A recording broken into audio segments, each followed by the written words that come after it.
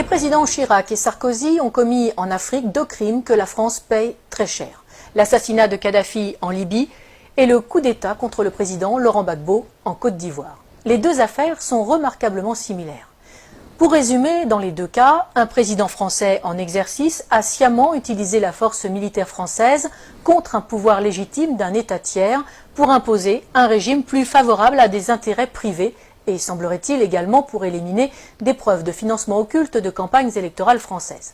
Et ce sont les populations tant françaises que libyennes ou ivoiriennes qui en paient le prix humain, financier, sécuritaire et démocratique. C'est le cadre général tant en Libye qu'en Côte d'Ivoire.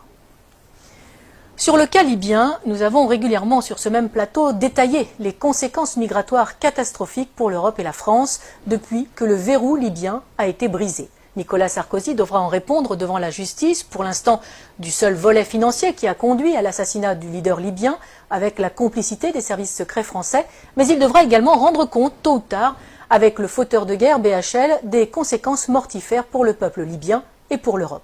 Ces 2 hommes ont du sang sur les mains et quel que soit leur caste, ils devront rendre des comptes. Le cas de Laurent Gbagbo est lui aussi exemplaire. Il est socialiste, mais il est surtout francophile, historien, écrivain, catholique, patriote et n'appartient à aucune loge franc-maçonne. Ce qu'il désire plus que tout, c'est que la Côte d'Ivoire se libère de la France-Afrique que nous avons dénoncée dans notre dernière édition.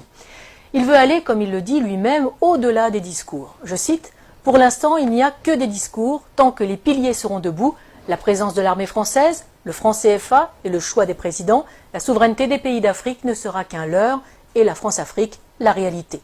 C'est un anachronisme, un scandale tellement énorme, cette dépendance. » Fin de citation. Il va vite devenir l'homme à abattre, d'autant qu'il n'est pas prompt à accepter les exigences de Villepin ou de Chirac qui attendaient, selon ses propos, des valises de billets et pas des valises de francs CFA. Longtemps opposant à Félix Houphouët-Boigny, emprisonné pour cela par le Premier ministre de l'époque, un certain Ouattara, qui est désormais l'actuel président, il est élu à la présidence de la République de Côte d'Ivoire en 2000 face à Robert Guéhi. Dès lors, la France n'aura de cesse de lui faire quitter le pouvoir de gré ou de force. Dès 2002, il doit faire face à une tentative de coup d'État par des éléments armés par le Burkina Faso. Non seulement la France ne le prévient pas de l'attaque, comme Laurent Gbagbo le dira plus tard, bien sûr qu'ils ne m'ont pas prévenu puisqu'ils étaient dans le coup. Mais Michel Alliot-Marie, alors ministre de la Défense de Chirac, refuse de faire jouer les accords de défense pourtant imposés à l'indépendance en 1960 par Paris. C'est une affaire ivoiro-ivoirienne, dira-t-elle.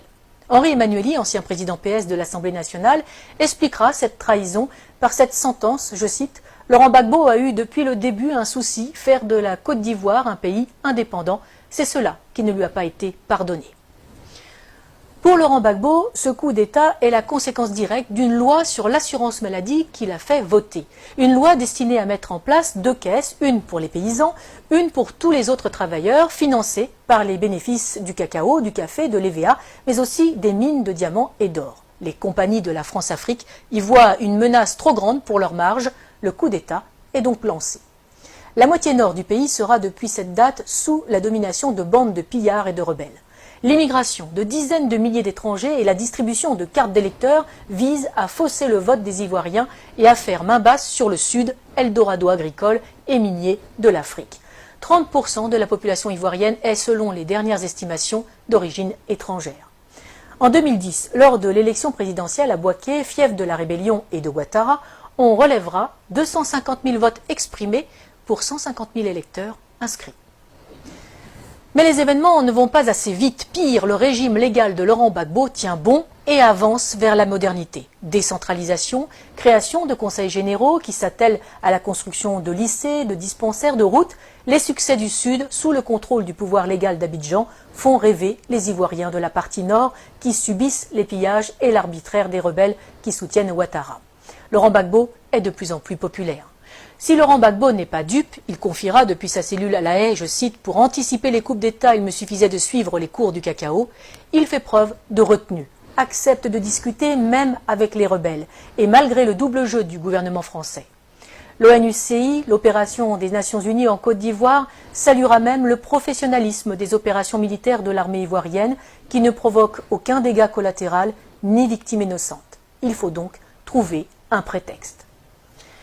La première tentative majeure date du 6 novembre 2004. Deux Sukhoi de l'armée ivoirienne, pilotés par des mercenaires biélorusses, bombardent la zone de confiance, dénommée aussi ZOC, notamment à Man et Bouaké, et font 9 morts et 39 blessés parmi les soldats français.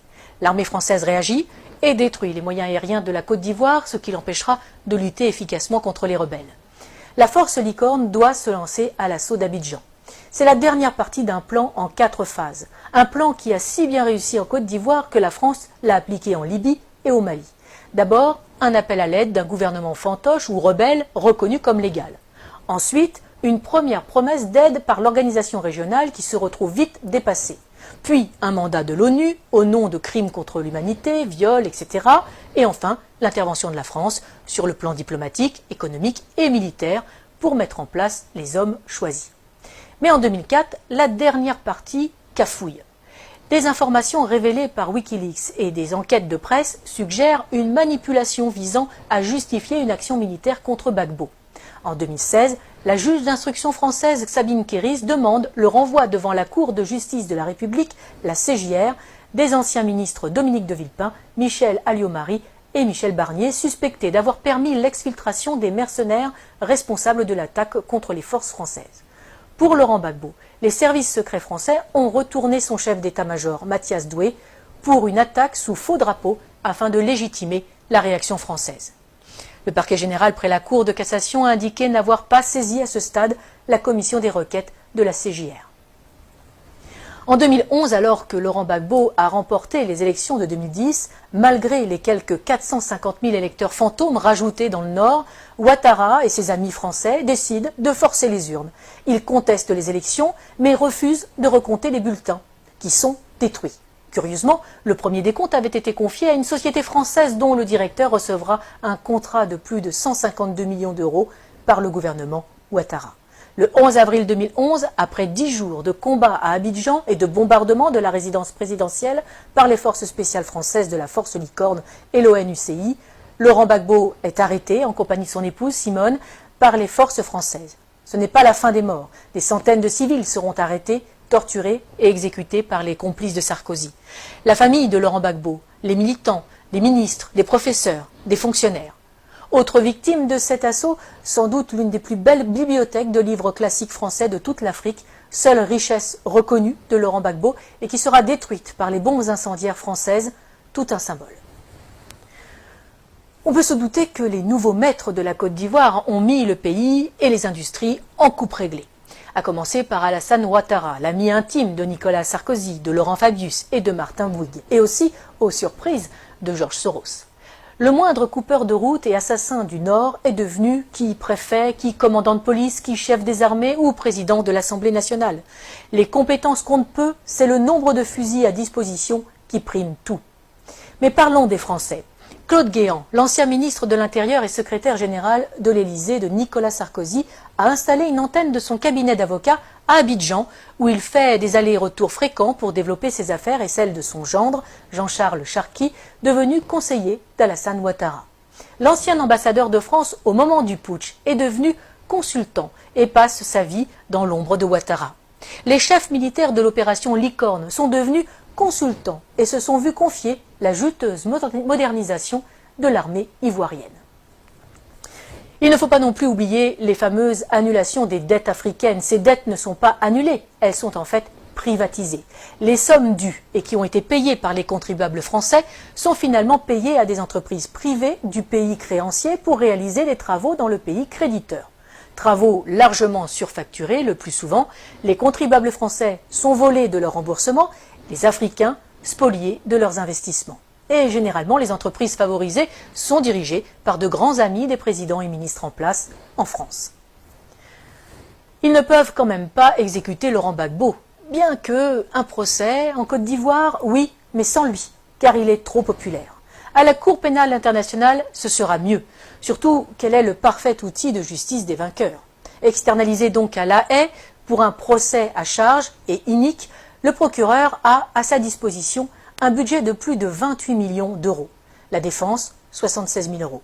L'une des principales sources d'accusation est l'association Human Rights Watch, qui est entièrement financée par Soros, ami de Ouattara. Malgré ça, Par 2 fois, en 2016 et en 2018, le tribunal ne peut que constater l'absence totale de preuves dans le dossier du procureur. Aucun élément de preuve, aucun témoin fiable. Le 15 janvier 2019, Laurent Gbagbo est acquitté par la CPI de la totalité des charges portées contre lui après plus de 7 ans de prison préventive. Il reste cependant en résidence surveillée en Europe. La Belgique lui offre l'asile. Le temps, paraît-il, pour que le procureur puisse faire appel sur de nouvelles bases. Lui, qui n'a jamais réussi à monter un dossier alors qu'il a travaillé main dans la main avec Ouattara et les gouvernements français. Nous n'avons fait ici qu'effleurer ce sujet vaste et complexe qui pourrait servir de trame à une série d'espionnage et de géopolitique. Pour ceux qui voudraient aller plus loin, qu'ils n'hésitent pas à lire l'ouvrage « Libre pour la vérité et la justice » de François Mattei aux éditions Max Milo. Il est le fruit des entretiens de l'auteur avec Laurent Gbagbo pendant ces 7 années de détention arbitraire. Publié quasiment à la veille de la libération du président ivoirien, ce livre est la preuve que Laurent Gbagbo a eu raison trop tôt. Mais il n'est pas dit qu'il ne revienne pas dans le jeu politique ivoirien, totalement blanchi des accusations portées contre lui, fort de ses réussites comme président et avec un programme toujours plus d'actualité. Il faudrait plus de chefs d'État comme lui en Afrique, conscients des atouts de son continent, préférant des relations saines avec la France plutôt que l'exigence d'une repentance perpétuelle imposée aux Français pour des crimes qu'ils n'ont pas commis. Une repentance qui n'est là que pour cacher le pillage de l'Afrique par des multinationales et imposer une invasion migratoire ruineuse et destructrice pour l'Europe. Défense de l'identité nationale, mise en œuvre d'un patriotisme social permettant de vivre et de travailler au pays, non-alignement, intégrité de ses élites politiques et économiques. Il faudrait peut-être aussi plus de Laurent Gbagbo en Europe.